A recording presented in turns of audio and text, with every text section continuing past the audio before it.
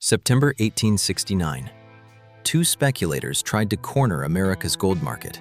The Treasury broke them in one day. Gould and Jim Fisk were trying to buy enough gold that anyone who still needed it would have to pay whatever price they set. This was not just another trade. Gold mattered across the economy. It affected import prices, debt payments, and confidence in paper money.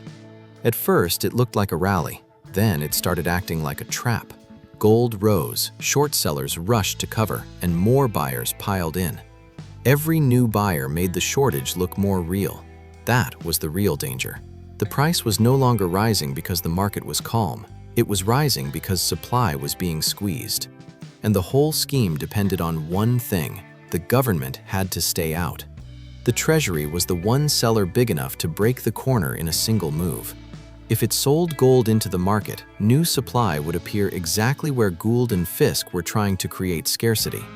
Then that is exactly what happened. On Friday, September 24, 1869, the Treasury sold about $4 million of gold. The move hit the market at once. The squeeze broke, prices collapsed, orders jammed. Traders who thought they were riding the move up were suddenly being crushed by the same market. That was the switch. This stopped being a story about clever speculation. It became a story about who could actually control supply when pressure peaked. Gould and Fisk were trying to control the market. The Treasury showed that it still controlled the one supply that mattered more. Black Friday was not just a scandal, it was a lesson in power. When a market corner meets a bigger balance sheet, control moves to whoever can flood the shortage first.